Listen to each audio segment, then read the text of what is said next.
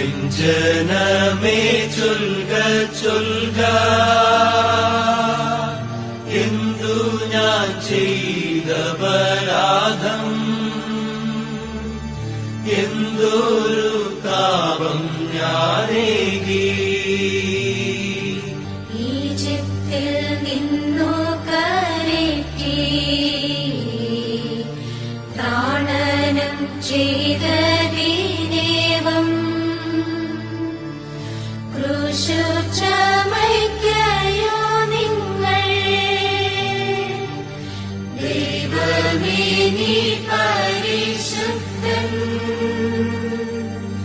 നിത്യനാമത്തിൻ നീ ശക്തൻ.